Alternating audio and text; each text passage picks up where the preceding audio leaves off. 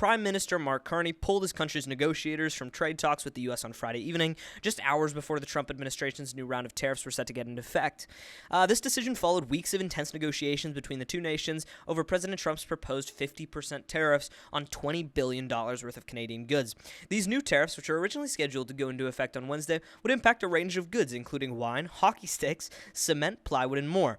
The Prime Minister has said that these new policies are a direct violation of the free trade agreement, between the U.S., Mexico, and Canada. I think it's really funny that hockey sticks are one of the top things on that list, as if they couldn't really think of anything else. Carney vowed to match these tariffs dollar for dollar in a statement released on Friday evening on social media. He added that Canada's government will present additional measures to support workers and business owners in a country in the upcoming days. So, unlike Trump, who just puts a bunch of tariffs on countries willy-nilly for no good reason other than, he kind of wants to, Mark Carney's actually doing this for a good reason, and I really respect him for that. I respect that he's clapping back against Trump for doing this. Somebody has to teach this man-child what's up, and I really appreciate that he's not, ruining the lives of his constituents, his citizens, everybody who lives in his country, just to, get back at Trump. I feel like we have to kind of think of layers to these things, and I really appreciate that he's not just selfishly doing this. What he is doing is he is giving, money to people. Let's see, what do they exactly say here? Sorry about that. Give me one moment. So the government will be doing additional measures to be announced later to support workers and business owners in the country in the coming days, which I really appreciate. I would be already happy if he'd done this otherwise. I'm not a Canadian. I'm an American. I live in Indiana. But, and I will say but here, I really appreciate that he's looking out for his constituents and all the people who live in Canada. So we're going to continue. U.S. Trade Representative U.S. Trade Representative Jamieson Greer slammed Canada over its decision to walk away from these discussions in a statement shared on his social media profile. Despite the U.S.'s offer to Canada to receive the best treatment of any major exporter in the world, our new demands walks back any of the commitments by Canada to upend the careful balance reached in the past few days, Greer wrote, calling this a missed opportunity for a partnership between the two nations. Canada and the U.S. have historically enjoyed a close relationship, but the Trump administration's aggressive efforts to broker new trade agreements that favor the U.S. have placed these ties to the test. Trump has repeatedly suggested that the U.S. cede in its northern neighbor as a 51st state, and addressed Carney as the future governor of Canada. What a wild thing to say. I remember when he said that in the office. We can probably play that clip. If I don't play the clip, my bad, gentlemen. But I remember when he said that. That's kind of a batshit crazy thing to say to a president. You're like, yeah, you're gonna be a governor soon. We have recognized that the beginning of America has changed, and that we will not return to our old relationship. Carney continued. Our government, as we understood many before, that America is altering its trade relationships, putting tariffs on its closest allies, and charging access to the vast market. I know it's kind of a wild thing to do. That's basically what's been going on. I think he's fully accurate. We're going to be looking at the exact words that he said. This is the exact thing that he said on Twitter, as a matter of fact, so that's kind of fun. Over the past 8 months, Canada's new government has focused on building our strength at home, diversifying partnerships abroad, and striking fair deal with the United States. Our objectives in trade negotiations are to preserve tariff-free access to the U.S. for the vast majority of Canadian business, provide greater stability to our trade relationship, and significantly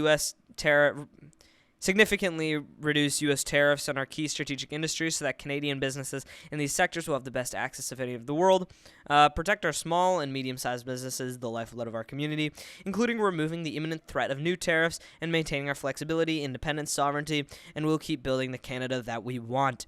We have recognized that the beginning of America has changed, and that we will not be returning to our old relationship, which is a really upsetting thing. I'm hoping that whenever we get our next president, which will for sure be a Democrat, by the way, I'm really hoping that we can walk this back pretty well. I'm not sure how we'll be able to walk it back. I'm not sure how well we'll be able to walk it back, and that's kind of a depressing thought for me. I really hope that somebody can just come into the Oval Office and say, Canada, we're friends again. We're sorry about everything that our predecessor did, which is Donald Trump, and it should not have happened, and I hope these countries leave it at that, but I know they won't, because Trump is ruining relationships with other countries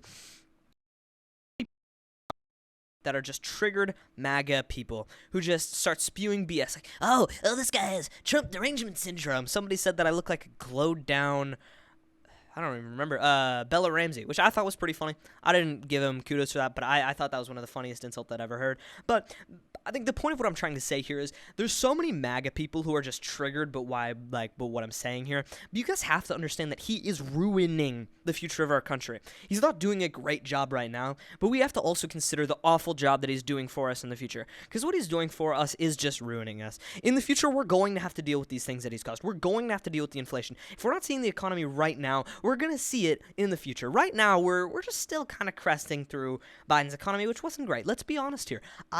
I'm a Democrat who I think can understand that Biden did a pretty bad job with the economy. But I don't really think that's Biden's fault, right? He dealt with a coronavirus pandemic. He dealt with, one of the largest exporters of oil being Russia attacking another country. He had to put sanctions on them. I think we have to all fully understand that, but we also have to understand that he made the economy worse. All right? So in the future, that if Trump's still talking about how Biden's economy is making our country worse right now, how it's still going down after the Biden economy, can we think about how bad it's going to be when Trump's done?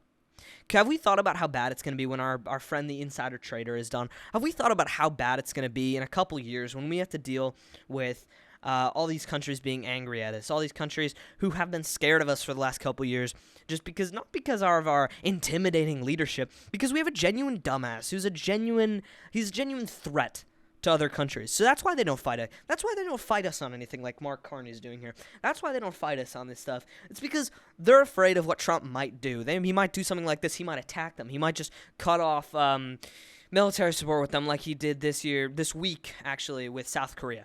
So if you're a Republican and you're hate watching this right now, just consider what I'm saying, man. All right? Just think about it. I appreciate it. All right. Now we're going to look at what Trump said, so we're going to be comparing this. We're not going to read the whole Mark Carney statement. I think there's 3 different of these kind of pages here that Mark Carney wrote. We're not actually going to be reading all that, but we will be reading what Trump wrote announcing these tariffs. And we're just going to be comparing and contrasting the 2 leaders, and you're going to tell me which one you think is a little bit better. Anyway, if you want to see a comparison of how these 2 leaders talk on social media, let's see what Trump said about Tucker Carlson last night.